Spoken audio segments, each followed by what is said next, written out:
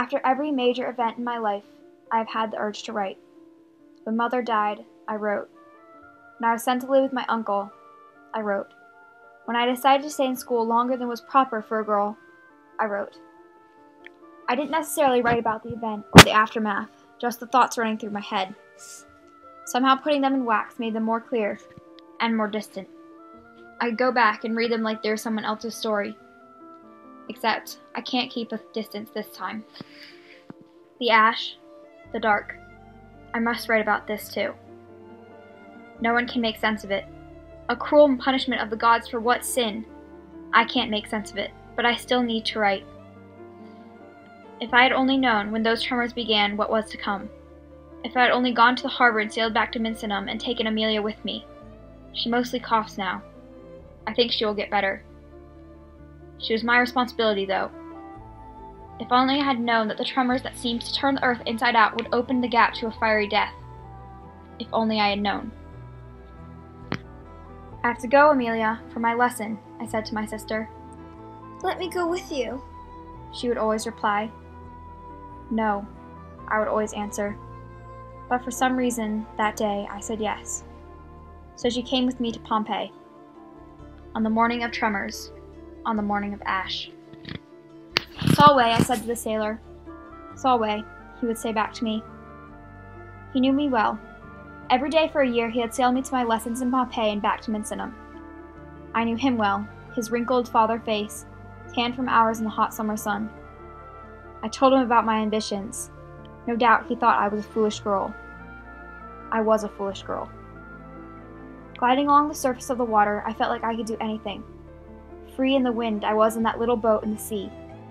I couldn't help but tell everyone with ears of my ambitions.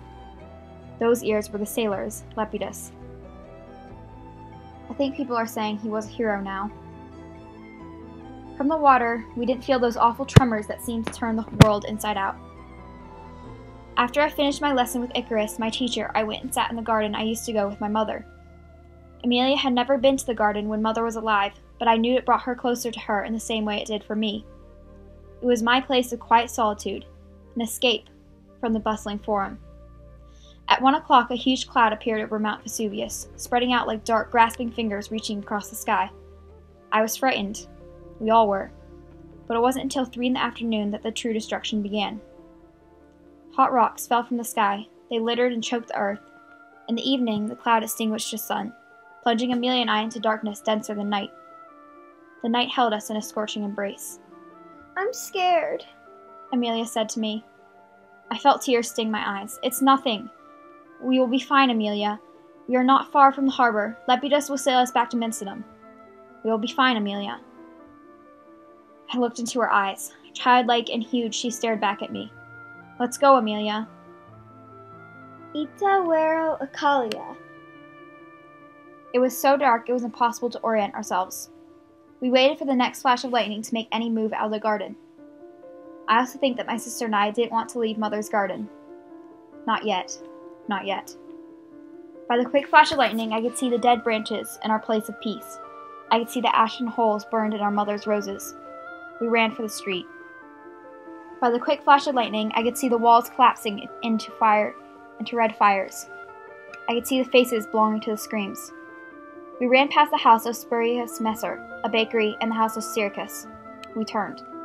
We ran past 3 bakeries, the building of Eumatia, the Forum, the Temple of Apollo, and finally we reached the Marine Via. We ran for the ocean. There, we met Lepidus. His little sailboat was full of people, too full for my sister and I to fit in. When he saw my sister and I, his face went blank. There wasn't room for us, we knew that, but we needed to escape. Lepidus stepped out of the boat and waded through the water to my sister and I. You know how to sail it, he shouted at me. You have seen me do it 100 times. I was confused. Take it, sail them to Misenum, Acalia, go now! Now I understood. Now I sailed them, all of them, swiftly to Misenum. All of them but the sailor that had brought me closest to my dreams and the one who had saved me from them. Lepidus stayed in the ash, the dark. I must live with this now too.